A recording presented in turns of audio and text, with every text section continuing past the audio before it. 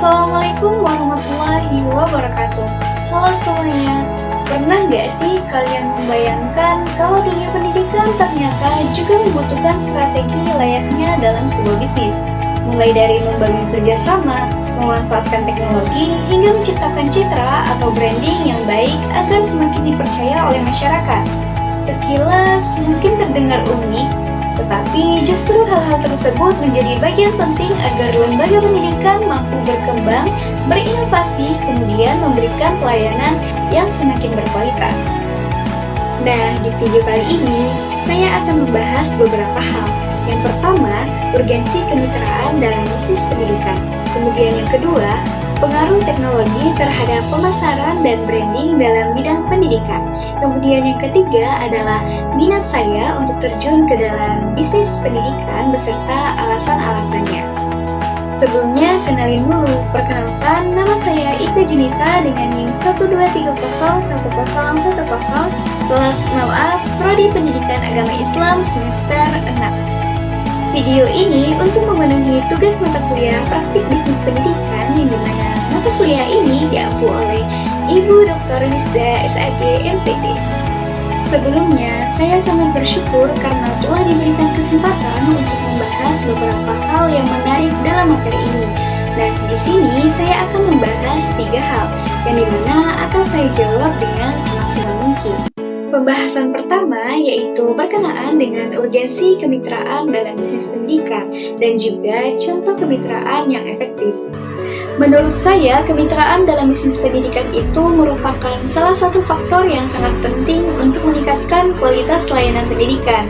Nah, di era sekarang, lembaga pendidikan tidak bisa berkembang jika hanya dengan mengandalkan kemampuan internal saja, baik itu sekolah, perguruan tinggi, maupun lembaga kursus. Karena itu, memerlukan kerjasama dengan berbagai pihak agar dapat memberikan layanan yang lebih berkualitas, relevan, dan juga sesuai dengan kebutuhan masyarakat.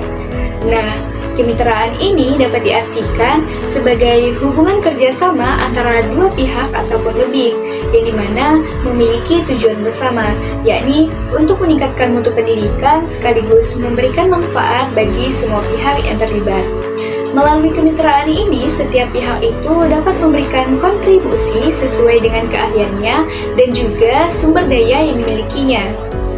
Melalui kemitraan, lembaga pendidikan dapat memperoleh berbagai dukungan, baik itu berupa dana, fasilitas, tenaga ahli, teknologi, maupun kesempatan untuk mengembangkan kompetensi peserta didik.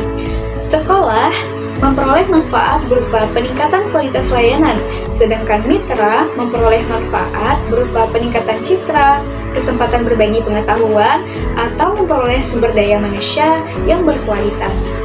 Nah, jadi, urgensi kemitraan ini dapat dilihat dari berbagai aspek. Yang pertama, kemitraan ini membantu meningkatkan kualitas layanan pendidikan ataupun pembelajaran. Nah, misalnya, sekolah bekerja sama dengan dunia usaha atau dunia industri, yang dimana untuk menghadirkan praktisi sebagai narasumber. Dengan begitu, peserta didik tidak hanya memperoleh secara teori dari guru, tetapi juga dapat mendapatkan pengalaman dan juga wawasan secara langsung dari dunia pekerjaan. Kemudian yang kedua, kemitraan ini dapat meningkatkan kredibilitas lembaga pendidikan. Nah, ketika sebuah sekolah atau kampus memiliki banyak citra yang terpercaya, masyarakat itu pasti akan lebih yakin bahwa lembaga tersebut memiliki kualitas yang baik. Nah, hal ini tentunya akan meningkatkan kepercayaan masyarakat dan juga menjadi nilai tambah dalam persaingan antar lembaga pendidikan. Kemudian yang ketiga, kemitraan ini juga dapat membuka peluang bagi peserta didik untuk mengembangkan kemampuan melalui kegiatan magang, praktik kerja lapangan, penelitian bersama, maupun pelatihan keterampilan. Nah, pengalaman tersebut akan menjadi bekal penting untuk mereka ketika memasuki dunia pekerjaan. Selain itu, kemitraan juga dapat membantu sekolah dalam memenuhi sarana dan juga prasarananya. Tidak semua sekolah memiliki anggaran yang besar. Oleh karena itu, kerjasama dengan pemerintah, perusahaan, organisasi sosial, maupun alumni itu dapat membantu penyediaan fasilitas belajar yang lebih baik. Sehingga dari penjelasan tersebut saya dapat menyimpulkan bahwasanya kemitraan itu bukan hanya sekedar pelengkap dalam bisnis pendidikan, tetapi juga sebagai kebutuhan utama agar lembaga pendidikan ini mampu berkembang, kemudian berinovasi dan juga menghasilkan lulusan yang berkualitas. Kemudian yang kedua yaitu pengaruh teknologi dalam pemasaran dan branding bisnis dalam bidang pendidikan serta faktor yang mempengaruhinya. Menurut saya, teknologi memiliki pengaruh yang sangat besar terhadap pemasaran dan juga branding dalam bidang pendidikan. Saat ini, hampir semua aktivitas masyarakat berkaitan dengan yang namanya internet. Ketika seseorang ingin mencari sekolah, kampus, ataupun lembaga kursus, tentu hal pertama yang dilakukan itu biasanya mencari informasi melalui media sosial atau internet. Oleh karena itu, teknologi menjadi alat yang sangat efektif untuk memperkenalkan lembaga pendidikan kepada masyarakat. Nah, dalam aspek pemasaran, teknologi memungkinkan promosi dilakukan dengan lebih cepat, luas, dan juga hemat biaya. Jika dulunya promosi hanya menggunakan brosur, spanduk, ataupun iklan di media cetak, sekarang promosi dapat dilakukan melalui media sosial seperti Instagram, Facebook, TikTok, YouTube, maupun website resmi lembaga pendidikan. Nah, melalui platform tersebut, sekolah dapat menampilkan berbagai informasi seperti fasilitas, kegiatan siswa, prestasi, testimoni alumni, hingga proses pendaftaran secara online. Teknologi juga membantu lembaga pendidikan dalam membangun sebuah branding, di mana branding bukan hanya soal logo ataupun nama, tetapi juga tentang citra yang terbentuk di masyarakat, yang dimana jika sebuah sekolah aktif membagikan konten yang bermanfaat, kemudian menunjukkan prestasi peserta didik, kemudian memberikan pelayanan yang cepat, dan juga memiliki tampilan media sosial yang profesional, tentunya masyarakat akan memiliki kesan positif terhadap sekolah tersebut. Nah, selain itu, teknologi juga memungkinkan komunikasi yang lebih mudah antara sekolah dengan calon peserta didik maupun orang tua. Misalnya, melalui WhatsApp, email, media sosial, ataupun layanan chatbot. Dengan komunikasi yang cepat, calon peserta didik akan merasa lebih nyaman dan juga terpercaya terhadap layanan yang diberikan. Nah, namun, keberhasilan pemasaran dan juga branding melalui teknologi ini dipengaruhi oleh beberapa faktor. Yang pertama adalah kualitas konten, yang dimana konten yang menarik, informatif, dan juga kreatif akan lebih mudah menarik perhatian masyarakat dibandingkan dengan konten yang biasa saja. Kemudian yang kedua adalah konsistensi. Lembaga pendidikan harus rutin dalam membagikan berbagai informasi sehingga masyarakat selalu mendapatkan informasi-informasi yang terbaru. Kemudian yang ketiga adalah kualitas pelayanan. Promosi yang bagus tidak akan berarti apabila pelayanan kepada calon peserta didik itu kurang baik. Oleh karena itu, pelayanan yang ramah, cepat, kemudian profesional itu dapat menjadi faktor penting dalam membangun citra lembaga pendidikan. Kemudian yang keempat adalah sumber daya manusia.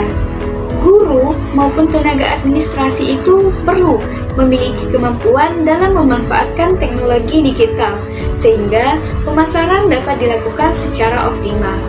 Kemudian yang kelima adalah fasilitas teknologi yang memadai, seperti akses internet yang baik, website yang mudah digunakan, dan juga sistem informasi sekolah yang tertata dengan baik. Menurut saya, perkembangan teknologi tidak hanya mempermudah promosi, tetapi juga dapat meningkatkan daya saing lembaga pendidikan. Oleh karena itu, setiap lembaga pendidikan itu perlu untuk beradaptasi dengan perkembangan teknologi agar tetap relevan dan juga mampu menarik perhatian ataupun minat masyarakat. Di samping itu, perkembangan teknologi juga membuat persaingan antar lembaga pendidikan, karena masyarakat sekarang lebih mudah membandingkan kualitas sekolah atau perguruan tinggi hanya dengan melalui internet saja. Mereka dapat melihat prestasi sekolah fasilitas, biaya pendidikan, hingga ulasan dari alumni. Oleh karena itu, setiap lembaga pendidikan harus mampu membangun citra yang positif secara konsisten. Nah, teknologi juga memungkinkan pemasaran dilakukan secara lebih terarah. Misalnya, lembaga pendidikan itu dapat mengetahui jenis informasi yang paling diminati oleh masyarakat, baik itu melalui jumlah tayangan, komentar, atau interaksi pada media sosial. Dari data tersebut, pihak sekolah itu dapat menyusun strategi promosi yang lebih efektif, sehingga anggaran pemasaran tidak terbuang sia-sia. Namun, penggunaan teknologi juga memiliki tantangan. Nah, salah satunya adalah penyebaran informasi yang sangat cepat. Apabila terdapat pelayanan yang kurang baik, masyarakat tentu akan mudahnya menyampaikan suatu kritik melalui media sosial. Hal itu dapat mempengaruhi citra lembaga pendidikan apabila tidak ditangani dengan baik. Oleh karena itu, lembaga pendidikan harus mampu menjaga kualitas pelayanan sekaligus merespons setiap masukan dari masyarakat secara profesional. Menurut saya, teknologi hanyalah sebuah alat, yang dimana keberhasilan pemasaran dan juga branding itu tetap tergantung pada suatu kualitas lembaga pendidikan itu sendiri. Jika kualitas pendidikan baik, maka pelayanan memuaskan dan juga informasi yang disampaikan sesuai dengan kenyataan, tentunya masyarakat akan tumbuh dengan sendirinya. Sebaliknya, jika promosi tidak sesuai dengan kondisi yang sebenarnya, maka citra lembaga akan menurun dan juga sulit untuk memperoleh kepercayaan kembali. Kemudian yang ketiga yaitu minat saya untuk terjun langsung dalam bisnis pendidikan serta alasan-alasannya.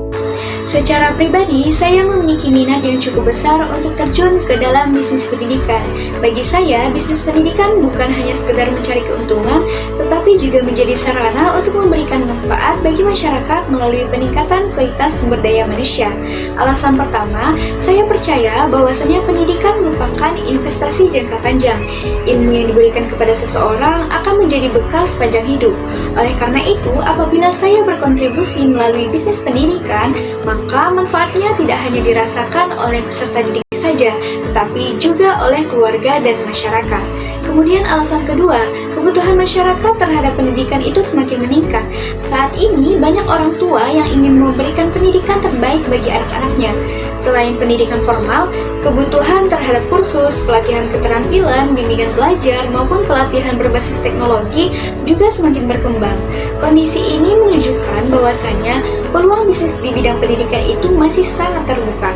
Kemudian alasan ketiga, saya memiliki ketertarikan untuk mengembangkan inovasi pembelajaran, di mana saya ingin menciptakan layanan pendidikan yang lebih menarik, kreatif, dan juga memanfaatkan teknologi digital sehingga proses pembelajaran akan lebih efektif dan juga menyenangkan.